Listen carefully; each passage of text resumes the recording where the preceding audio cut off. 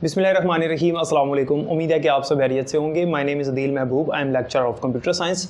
आज की इस वीडियो में 10th क्लास कंप्यूटर साइंस की जो न्यू बुक हमने स्टार्ट की हुई है, इस लेक्चर सीरीज़ में आज हमारा टॉपिक है वेरिएबल्स वाला।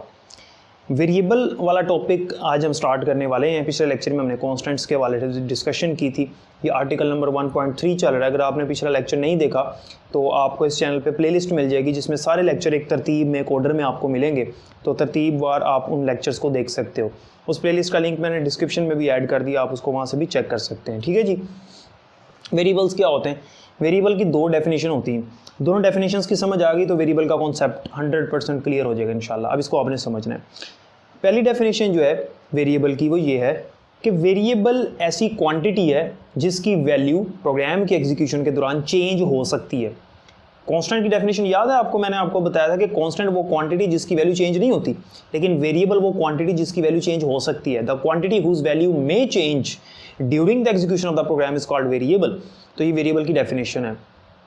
यानी कि अगर मैं प्रोग्राम के अंदर लिखता हूँ let's say a is equals to 5 और कुछ लाइनों के बाद नीचे जाकर मैं लिख देता हूँ a इज इक्वल्स टू 39, तो a की वैल्यू पहले 5 थी और अब क्या हो जाएगी? 39 हो जाएगी, चेंज हो जाएगी।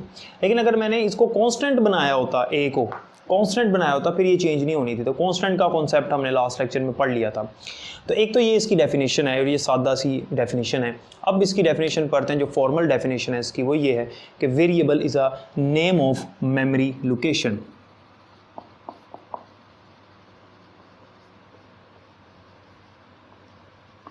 Variable is a name of memory location. Variable memory की एक लोकेशन का नाम है। लोकेशन कहते हैं प्लेस, जगह। तो वेरिएबल मेमोरी की एक लोकेशन का नाम है। और लोकेशन किसकी? मेमोरी की। मेमोरी कौन सी? यहाँ पर बात हो रही है रैम की बात हो रही है। देखिए एक बात याद रखनी है कि सी लैंग्वेज के अंदर जब हम कोई वेरिएबल यूज़ करते हैं तो उस वेरिएबल को रैम के अंदर जगह मिल जाती है। रैम जो होती है हमारी वो मेन मेमोरी, और मेन मेमोरी के अंदर मुख्तलिफ सेल्स होते हैं, ब्लॉक्स होते हैं। ठीक है। मिसाल के तौर पे मैं आपको यहाँ पे डायग्राम से रिप्रेजेंट करने की कोशिश करता हूँ ताकि ये आपका कॉन्सेप्ट क्लियर हो जाए। फ़र्ज़ करें ये रैम है और रैम के अंदर इस तरह से ये ब्लॉक्स हैं जिनके ऊपर डाटा स्टोर होते हैं। इन ब्लॉक्स को हम सेल कहते हैं। ये मेमोरी की लोकेशंस हैं। मेमोरी की लोकेशंस हैं, जगह हैं जहाँ पे वेरिएबल ने आके स्टोर होना है। तो जब मैं लिखता हूँ a इज इक्वल्स टू 5, ठीक है, तो फ़र्ज़ करते हैं कि इस सेल में, ये जो फर्स्ट सेल है रैम का, इस फर्स्ट सेल में इसको a को जगह मिल गई और a की वैल्यू क्या है? 5। तो 5 यहाँ पर स्टोर हो जाएगा, 5 यहाँ पर स्टोर हो जाएगा और इस मेमोरी सेल का नाम क्या बन जाएगा? a। मेमोरी सेल है, मेमोरी की एक लोकेशन है, जगह है, और इसका नाम क्या बन जाएगा? a। तो a असल में नाम क्या था? किसका था? वेरिएबल का था। तो variable is a name of memory location. ये इस मेमोरी लोकेशन का नाम बन गया है। इसे कहते हैं कि वेरिएबल जो है मेमोरी लोकेशन का नाम है। इस डेफिनेशन का मतलब ये है। ठीक है। अब एक बात उसने यहाँ लिखी हुई है, उसको आप ज़रा समझ लें गौर से। वो कहता है कि वेरिएबल का जो नाम है, जैसे मैंने लिखा हुआ है a, आप इधर ABC, XYZ, D, X वगैरह कुछ भी लिख सकते थे। वो कहता है कि वेरिएबल जो है, जैसे मैंने a लिखा तो a असल में रिप्रेजेंट कर रहा है किसी चीज़ को। ये जो a है, a किसको रिप्रेजेंट कर रहा है? किसकी शिनाख्त कर रहा है? किसको आइडेंटिफाई कर रहा है? तो a जो है वो असल में आइडेंटिफाई कर रहा है वेरिएबल के नाम को। यानी हम जहाँ जहाँ पर a लिखेंगे प्रोग्राम में, इसका मतलब होगा अल्टीमेटली कि ये वेरिएबल है। ठीक है ना। जैसे आपका नाम आपको आइडेंटिफाई करता है, ठीक है, आपका काम आपको आइडेंटिफाई करता है, ठीक है, आपकी डेजिग्नेशन आपको आइडेंटिफाई करती है कि यार ये बंदा लेक्चरार है, ठीक है, तो ये उसकी आइडेंटिफिकेशन है, उसकी शनाख्त है। इसी तरह से जो वेरिएबल का नाम है a, ये असल में आइडेंटिफिकेशन कर रहा है किसकी? वेरिएबल की, कि भाई ये वेरिएबल है, इसका नाम है a। तो इसीलिए वेरिएबल को आइडेंटिफायर भी कहा जाता है। आइडेंटिफायर। तो वेरिएबल क्या है? एक आइडेंटिफायर है। यानी ये जो a है ये बेसिकली क्या है? a क्या है? आइडेंटिफायर है। क्यों? क्योंकि आइडेंटिफाई कर रहा है किसको? वेरिएबल को। वेरिएबल की शनाख्त कर रहा है, वेरिएबल को रिप्रेजेंट कर रहा है। तो ये इसके अंदर आपने याद रखना है।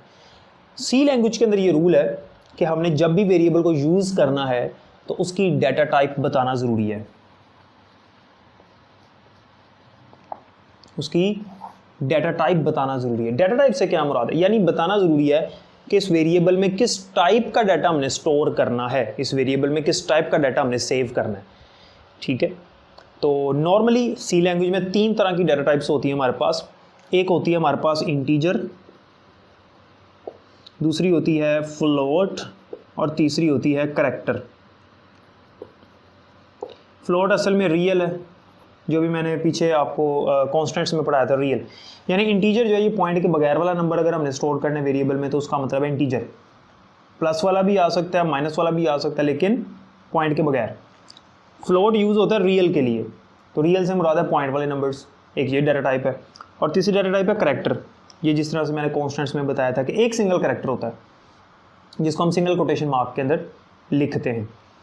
तो ये 3 डाटा टाइप्स नॉर्मली इस्तेमाल होती हैं और जो हम कीवर्ड यूज़ करते हैं इंटीजर के लिए वो होता है इंट, रियल के लिए हम यूज़ करते हैं कीवर्ड फ्लोट। सी लैंग्वेज के प्रोग्राम के अंदर जब हमने बताना हो कि इस वेरिएबल में कौन सी डाटा टाइप है, इस वेरिएबल की कौन सा डाटा स्टोर होना है, तो हमने लिखना होता है इंटीजर के लिए इंट, रियल के लिए फ्लोट और करैक्टर के लिए CHAR।